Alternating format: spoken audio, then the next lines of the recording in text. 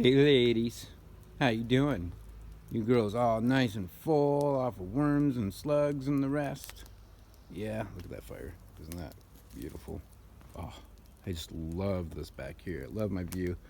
But what I want to show you, my friends, is this. Look at that. Look at all that black. So, like I talked about before in some of the other videos, the ducks. See all that black? That is all from the ducks. What that is it's the mulch churned. So right now spring's coming in quite heavy and we're getting a lot of sprouts popping up all over the place. There's a lot of garlic popping up, but they don't seem to touch that too much. But also they haven't been in here for several weeks, and because of that the slug population started to build up. I'm starting to see slime in the grass again, and it was time to just let them dine. So this right here is about 2 hours worth of work for them, and they literally went through damn near every single base of every blueberry. Look at every blueberry plant, boom, boom, boom, boom, boom. Every strawberry plant, boom, boom, boom, boom, boom, boom. What are they doing? Taking out the slugs, taking out the worms, taking out grubs, taking out any little thing they can get their mouths on. A lot of worms, of course, but when we don't let them overgraze, what happens? You see the strawberries? You see how they did not touch those strawberry blossoms? They love strawberry blossoms. You can tell their mouth was right there at the strawberry blossom, yet they did not eat it. Why? Because ducks prefer protein. They do. They prefer protein.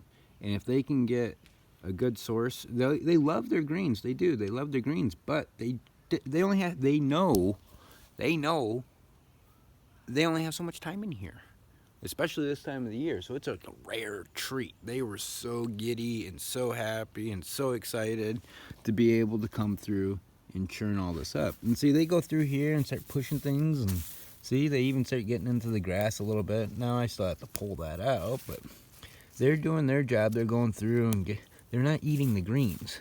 They're eating all the grubs and all the things, but they're also going through, and like when they do that, that makes it harder for these grasses and different things to grow because they're churning it. Yeah, I like to pull all this out. But when I let the girls have constant access to this, grass doesn't grow in it because they have constant access to it. But in the times of the year that I don't let them have constant access, it starts to pop up, which that is the summertime when we're starting to come into the blueberry blooms. Now, one thing sweet about having 20 blueberry plants in like 17 different varieties, or 15, I think it's 15 varieties, is you can see some, you see, barely getting buds on them. Barely starting. See, we're just starting to come in. The buds are, look at this one. See, the buds are just starting to break. They're just starting their development. You don't even see how many there's going to be on there yet. See me come along. Look at these guys. These are like the blue skies. Look at all those buds popping. Look at all those buds. You see how it's so much further along? It's just loaded with buds. But none of the buds are blooming yet, right? And then we come along. See this variety? Look at almost nothing. Just barely starting. Barely starting. This variety, boom, already has bells open. Yeah, opening up. Flowers are coming in. Ooh, look at this. This is a service berry. This thing's gonna be loaded with service berries. See, and then these ones right here are from like northern Michigan. That's where we'll be going. So great variety for those places, like the wild one from up there. And you see how these guys are already in bloom completely. This is the strawberry lemonade. This guy's really sweet. Yeah, and look at, see the blooms are just barely starting. But one thing neat about this is the blooms are more hidden on the inside, and it has more foliage on the outside. Whereas you see these guys, they put their flower buds like at the ends. They don't have really much green. See, they don't have greens past them. Yeah, it's kind of neat how different ones develop differently. Look at these. Wow, look how beautiful and vibrant those are coming in. It's just so gorgeous. And then again, another one of those like low bushes. This one, see, this is the blueberry sunshine blue. It's a sunshine blue. Look at those. See, isn't that gorgeous? Now these are going to be like so big that you can literally hedge them in another few years. Yeah. And by the time they get that big, they're going to be producing a whole bunch of blueberries. And already, like, look at each one of these. That's just going to be like a massive handful of blueberries, each one of those. Huh, ladies? So you ladies are the key. They are the key. And look at what they do. They keep everything not only fertilized, but they're also getting rid of all those slugs, the things that might come in and actually detriment or hurt my blueberries. So they're keeping away the pests and different things. They're just such an asset. And now the blueberries and all the berries, wherever they were digging, they were also pooping. So we got a fresh load of manure that just went around all the plants. Yeah. And I just wanted to make sure that I showed you guys this, you know, showed you the beauty of having these guys. Look at these guys. This is called a fire and ice. Look at how they look like blueberries, but they don't produce the blueberry. But they have this, the smell of it is like a very pungent corn, like that dankiness. You know how when you smell like fresh tortillas that have just been made, and it's like that super corn smell? That's what that smells like. Oop, see, I got an egg back here. Opal. Thank you, Opal. See, and eggs. So literally those slugs, those worms, the things in there that I don't want, they eat them and I get beautiful eggs. That awesome ecosystem. And they make sure that my blueberries grow strong and my elderberries are doing good.